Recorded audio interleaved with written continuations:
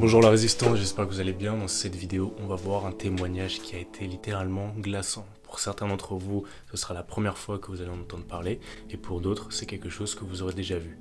On est le 13 octobre 1972. Un avion transporte des rugbyman uruguayens pour aller au Chili. Faire une compétition, c'était des jeunes qui avaient entre 19 et 20 ans. C'était une université.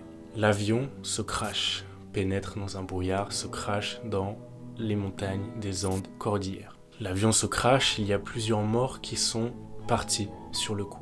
Et il y a plusieurs blessés au sein du groupe. Je tiens à préciser que cette histoire, elle est réelle. Les survivants ont été piégés, pris au froid. On est dans une montagne à 3500 mètres d'altitude. Les survivants ont passé 72 jours à se nourrir de ce qu'ils pouvaient trouver dans le froid extrême et dans des conditions climatiques particulièrement délicate. Un mineur a été interpellé par un crash d'avion. Une patrouille de recherche a été sur les lieux, n'a rien vu.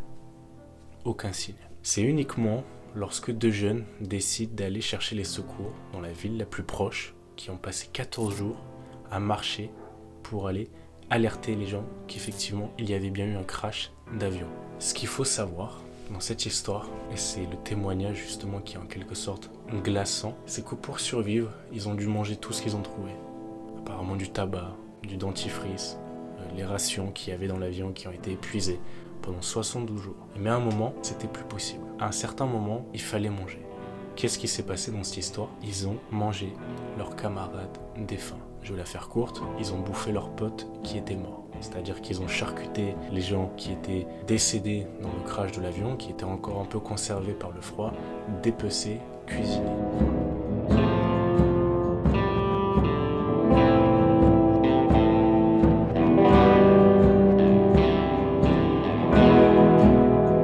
La personne qui a témoigné pesait 84 kilos, rugbyman classique, une carrure. Et lorsque ils ont été secourus, cette personne-là pesait 37 kilos. Je ne sais pas si vous vous rendez compte de la perte de poids intense qu'ils ont subie, en particulier dans un milieu très froid. En global, la perte de poids estimée moyenne des survivants était de 30 kilos. Imaginez-vous si vous perdez 30 kilos maintenant par rapport au poids que vous faites. Imaginez comment votre corps réagirait par rapport à ça. Et que derrière, vous avez mangé un petit peu tout ce qui vous est passé sous la main. Dans un monde comme celui-ci, la menace arrive à n'importe quel moment. Le cerveau reptilien se met en marche et se rappelle littéralement de tout ce qu'il aura appris. Pour les gens qui n'auront rien appris, qui ne sauront pas filtrer de l'eau, faire à manger, toutes ces connaissances basiques, se tenir au chaud, résister à une hypothermie, tout ça, c'est des choses que lorsqu'on n'est pas préparé, le cerveau reptilien ne saura pas comment gérer et on fait partie des gens qui meurent dans ce genre de situation. Et on figure dans les témoignages des autres qui se sont fait manger. La morale de l'histoire, c'est quoi? C'est que la menace ou ces situations-là nous arrivent quotidiennement. Peut-être pas tous les jours, d'accord?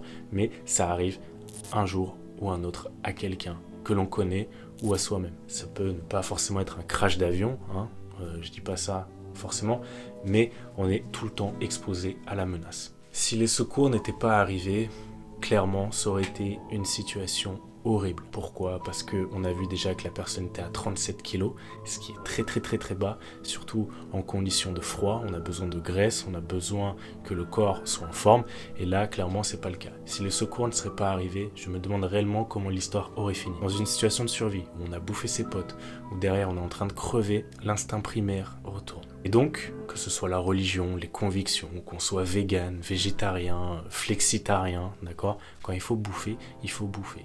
Et là, en l'occurrence, la seule chose à bouffer qu'il y avait quoi? Bah, c'était des gens qui étaient morts. C'est ça le survivalisme, d'accord? Maintenant, on peut préparer ses connaissances. Nous, on a l'opportunité de se préparer par rapport au contexte et au climat qu'on connaît bien, qui est le climat européen. Dans la description de la vidéo, vous avez un e-book. Dans le e-book, justement, on parle beaucoup de l'aspect psychologique en survie. Et ça, personne n'en parle. Mais l'aspect psychologique est selon moi le plus important parce que tout se passe là-dedans.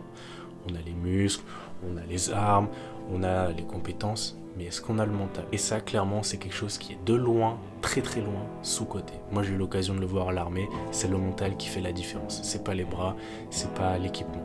Clairement, c'est le mental. L'équipement, le reste, ça y contribue, mais c'est pas ça qui va vous faire avancer. Derrière, c'est là-dedans. Voilà pour cette vidéo. N'hésitez pas à me dire si vous avez apprécié ce genre de format, si vous voulez que je reste sur les formats qu'on faisait avant. Et je vous dis à très bientôt. Ciao la résistance.